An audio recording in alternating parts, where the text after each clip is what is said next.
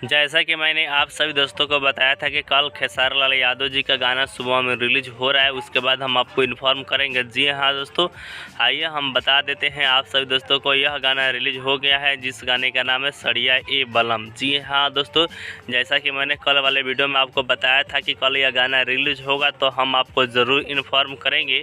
तो जी हाँ दोस्तों, यह गाना रिलीज हो चुका है और इस गाने का लिंक मैंने वीडियो के डिस्क्रिप्शन बॉक्स में भी डाल दिया है, ठीक है।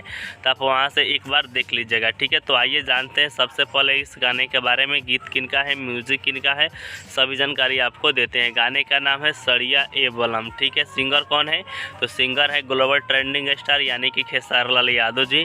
गीत कौन सा है, तो गीत है कृष्णा बेदर्दी जी का। म्यूजिक किनका है, तो कृष्णा बेदर्दी जी है। जो एक्ट्रेस है उनका नाम है कोमल सिंह जी। जी हाँ दोस्तों, कोमल सिंह जी है और इस गाने को रिलीज़ किया गया है सुजय म्यूजिक वर्ल्ड पे, ठीक है। तो आप यहाँ से भी देख सकते हैं, नहीं तो गाने का लिंक वीडियो के डिस्क्रिप्शन बॉक्स में है, तो आप एक बार वहाँ से क्लिक कर देख लीजिए। तो मिलते हैं फिर से नेक्स्ट वीडियो में, ठीक है दोस्तों।